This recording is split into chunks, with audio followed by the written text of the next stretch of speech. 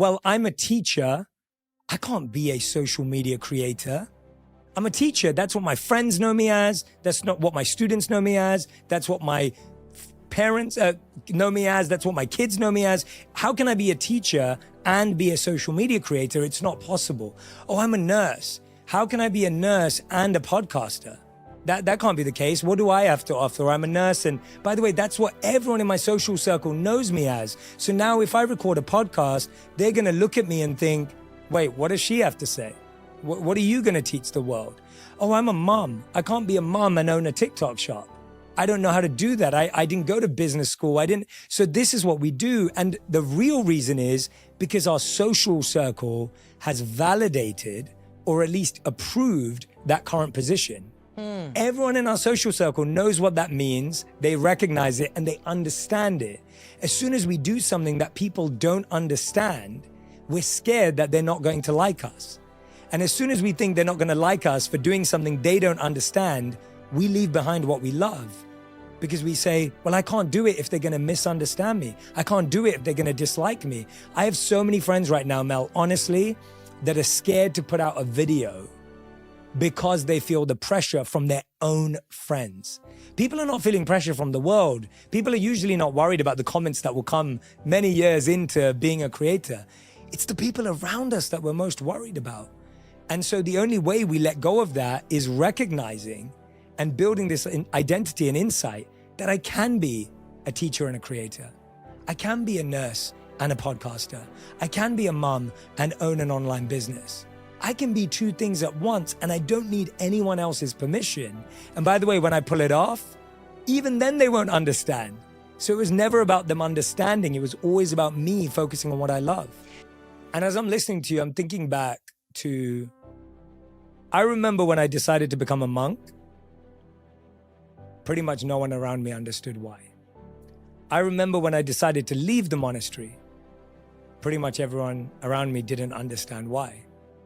When I decided to get a job in consulting after being a monk, people were like, why? When I decided to leave my successful consulting job to try and make videos online, people were like, why are you doing that? Then when those videos became successful and I decided to launch a podcast, I had 3 podcast production companies tell me, Jay, people like listening to you for 4 minutes. No one wants to listen to you for an hour. Don't launch a podcast. So we launched a podcast anyway. And thanks to the millions of people that listen to you, that listen to us, that know us, that became a success. So I always listen to people, not the executives in the room. Then I wanted to launch a book, Mel. And I went to launch a book and 14 out of 17 imprints told me, don't call it Think Like a Monk because no one wants to think like a monk. 5 years later, the book sold millions of copies. Again, thanks to those people, not the people in the room. Why am I sharing all of that? Because I didn't know what the future held. It's not that I had a really clear view of exactly where I was going, or that when I left the monastery, I knew I'd be here today, or that when we launched a podcast, I knew I'd be here. And I want to get that thought out of people's heads, that if I don't have the full life mapped out and planned out, that I can't take the first step. Because I don't think I've ever known where my life's going. And so this whole idea that you have to have everything figured out before you take your first step is the biggest lie we've been told. This idea that if you don't have a clear vision, you don't know where you're going, it's the biggest lie we've been told. How could anyone possibly have every step mapped out? Tell me one person that we know in the world, anyone you look up to, that could tell you they meticulously knew every single step. They didn't, but they took that first step. And I think that's what's holding us back, is this idea that I have to know everything before I do one thing.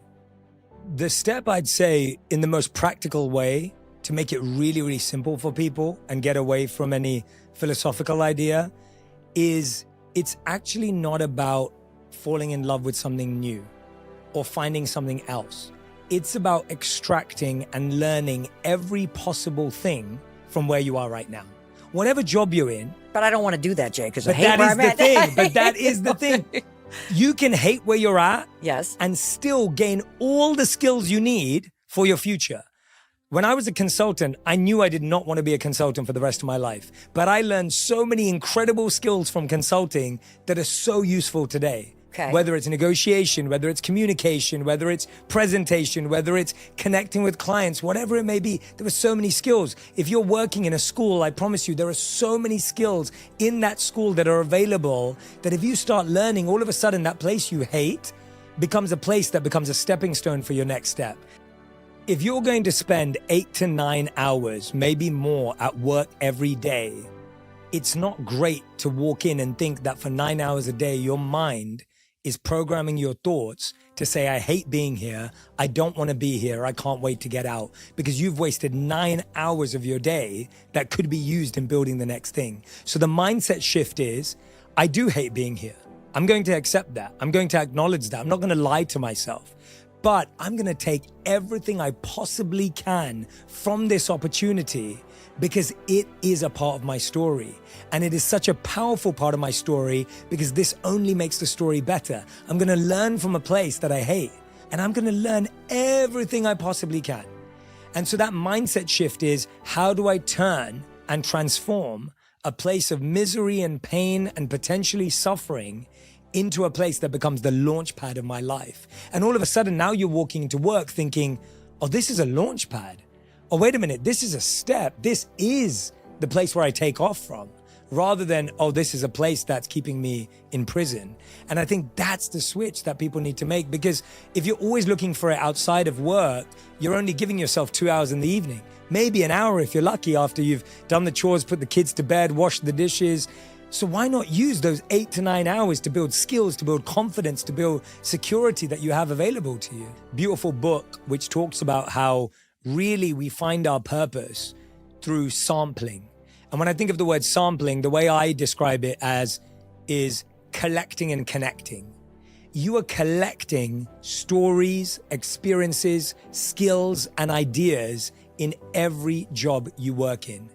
And one day, after collecting for many, many years, you will connect the dots of all of those different skills, of all of those different experiences. And that's when everything falls into place. But if you don't collect in the first place, there's nothing to connect. It's not about finding and discovering something, it's collecting along the way. You're collecting little jigsaw pieces. And then one day you spread them out and you put them down and you start putting the pieces out and they all fit. And you go, oh my gosh, I can't believe they connected. When I look back in my life and I think I'm as much a consultant as I am a monk, as I am a media person, all of those things are really valuable parts of me. And it goes back to the point I was making earlier. I can't be a nurse and a content creator. I can't be this and that. Well, you can, because that is your superpower. Your superpower is that you did what you did in the past and what you do now. And I think this all goes back to college and school, in the sense that we were all forced to think you had to pick one thing. Your whole life, you were trained to say, I've got to pick one thing that I've got to do for the rest of my life. That's how you were trained. So when you were young, you start narrowing down your subjects, you get to college, you pick a major, you focus in on one thing and you think you have to do that for the rest of your life. And then you start doing it for 3 years. And then 3 years into a new job, you go, I don't want to do this anymore. This isn't what it was meant to be. But your whole life you were told you could only be one thing. You had to pick one thing to focus on. So that's why we're so obsessed with this idea that my title should have to be one thing. I should be able to say I'm a lawyer, I'm an accountant, I'm a doctor, I'm a nurse, I'm a teacher, I'm a mom, whatever it is, but I can't be 3 things. That's complicated. But we've been forced to believe that you are that title. You are a manager, or by the way, senior manager, and you feel better about it, or executive and you made to feel better about it, but you're only allowed to be that. You can't then be anything else.